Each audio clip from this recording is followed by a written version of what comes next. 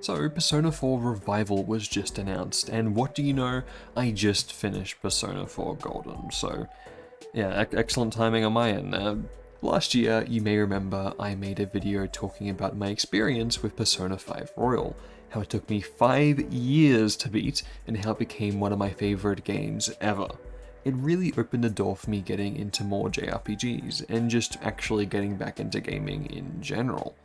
I've since played and completed plenty more games and have discovered that I actually really enjoy gaming more than I ever have prior. And recently, one of those was Persona 4 Golden.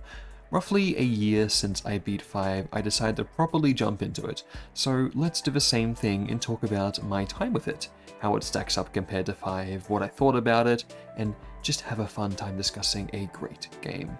I'm sure many of you have also played this game or are Persona fans in general, so let me know down below what you do think of Persona 4. Is it your favorite? How would you rank it compared to the other games? Let's get into it. I played this game from January of 2025 through to April. So hey, it didn't take me 5 years this time. Except it kind of did. You see, I first tried playing this game back in 2020. You may remember, but Persona 4 Golden was released on Steam that year, and it was a bit of a big deal at the time since it was the first time a mainline Persona game had gone cross-platform. Since it's more common now, like we've gotten Persona 3, 4, 5 on the Switch, on Xbox I think, and everything like that, and hey, Persona 4 Revival was just announced at Xbox Showcase, so the days of Sony exclusives are quite over.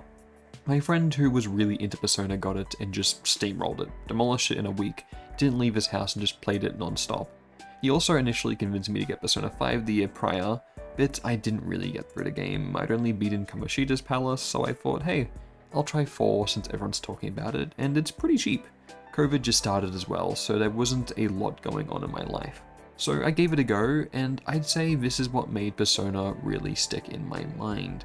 I wasn't quite a big fan yet, but because it was older and a bit smaller, it wasn't as overwhelming at first compared to 5 with its features and mechanics, and I found it a bit simpler to ease into as a beginner.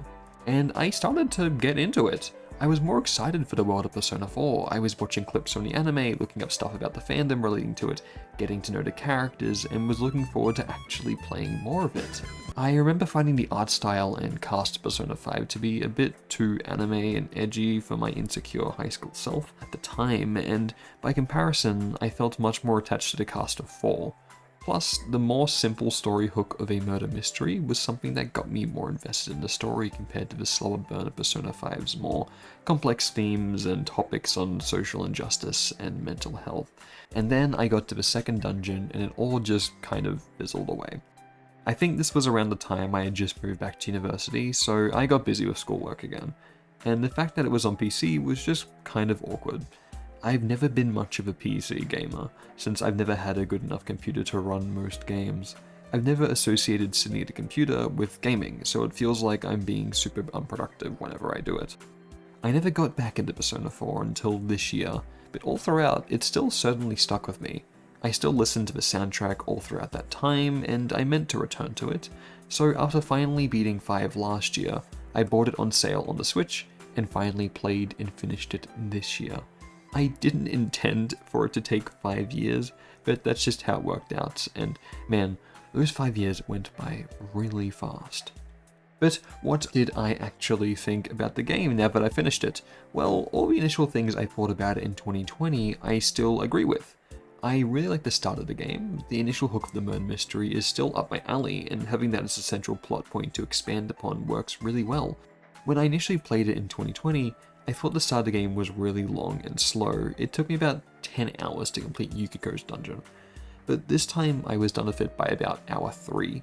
This is partly because I'm more experienced with JRPGs now, so I knew what I was doing, and I also just like to blitz through dungeons in Persona on the first day you can do it because I just like doing that. It's more fun and challenging. But the game also lets you go at your own pace pretty well. Over the gameplay or anything mechanical about the game, which I'll touch on later, I'd say the aspects that build into 4's key identity and makes it stand out from 5 the most is its setting and cast. The small town of Inaba has only a few areas, but throughout the game it really does start to feel like a real location and like home. Sure, a lot of it is empty and it's kind of ugly, but that's all intentional since it represents the trend of small Japanese towns becoming slowly more decrepit and quieter as younger people move away and their economies start to shrink. It's a problem that is still going on to this day, and as someone who has been to small Japanese towns like this, I'd say they captured it really well. But this also plays to the game's strength. It may seem quite sad and lonely at first, but as you spend more time in the game, it slowly comes to life more. Partly because of the events of the story, but you also just get to discover the little nooks and crannies that Inaba has to offer. You start to memorize the schedules of the stores and your social links who help to build on the town and its history in their own way, since many of them are part of families who own businesses or are related to the town's infrastructure in some way or form. You also start to find character in the faceless NPCs who populate the streets.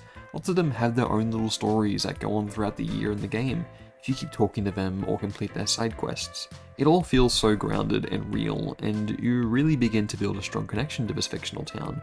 This is something that is never quite achieved in Persona 5 or Tokyo, because of just how big it is and disconnected it is with all the different train stations. There are a few moments that are similar, like with Yongenjaya, but just take for example how people still get lost in Shibuya Station in that game, even later on when they're further in it, to see how Inaba is just that much more of a personal setting for this story. The closest thing I can initially compare it to is Pokemon Mystery Dungeon. In both the Rescue Team games and Explorer games, you spend a lot of time in a small town, and as the time progresses, it continues to grow and you really start to get to know all the residents of the town. One of my favorite parts of those games is just running around and talking to all the NPCs and seeing all the small changes that happen as the story progresses. It's something that I really like in these types of games. Part of what built this effect is, of course, the characters of Persona 4 though. Iconic meme characters aside, I think the Persona 4 cast is very strong. It's honestly so hard for me to pick between 4 and 5 for which I like more. I'm certainly more attached to the cast of 5 since I've spent more time with them with over 100 hours, compared to just about 60 with 4's cast. And I'd say I like them more as individuals compared to 4, but the group dynamic in 4 does feel much more natural. The cast in general is smaller, and you get new party members at a good enough pace that everyone is useful at some point. Unlike in 5, where I stopped using a few party members pretty early on, An, Morgana, and Yusuke. Everything about the characters in 4 just feels more natural in general. The fact that they all go to the same school makes them all feel more like a closer friend group, and they're all given plenty of time to interact. Some of them even have friendships before you even get there. Their own personal arcs also feel a lot more realistic with things that teenagers would be going through. Pressures from their parents, growing up, standing up for themselves, and accepting themselves for their flaws and interests are all common themes here. The way they act also just feels like how real teenagers do. They're sometimes rash, immature, and in way over their heads, but it fits and works really well, especially as they grow. Honestly, the cast of Persona 5 could easily be in their early 20s or university, and I don't think it would make much of a difference in the ways they act. Comparing Dojima and Nanako to Sojiro though is really tough. I'm a big fan of how Dojima develops as a character, and becomes more like an older brother to you.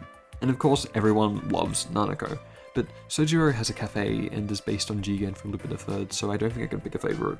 One character that is objectively worse in 4, though, is the mascot. For some reason, I see a ton of hate for Morgana online, but I don't really get it. Like, he's fine. Sure, he can be a bit annoying at times, but I never had an issue with him. Teddy from 4, on the other hand, is just downright a bad character to me.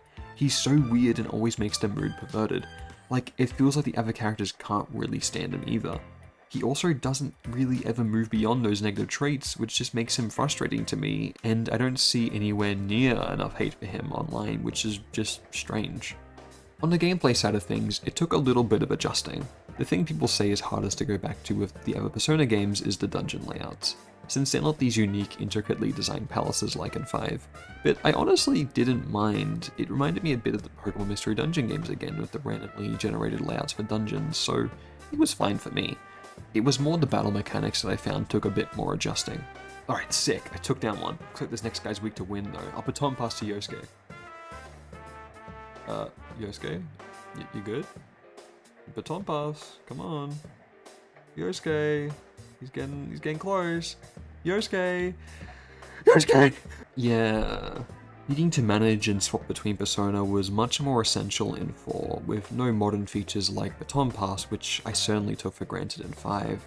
I found myself really having to engage more with the fusion system in this game. But I'd say 4 makes up for it with unique conditions on some of the later dungeons. Most notoriously, it was Marie's dungeon towards the end of the game. I heard about it and was initially dreading it because it seemed like it would suck with your SP getting halved after each battle, but it's required for the true ending, so I needed to do it. It seemed like a really irritating gimmick, but in reality it made for a really interesting dungeon where I just had to think about encounters differently and plan accordingly.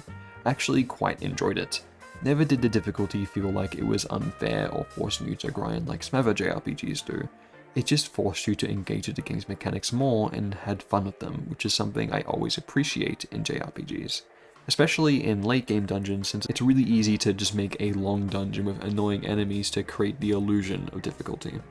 But Persona 4 weaves its gameplay and story well enough that it doesn't need extreme difficulty to have tension.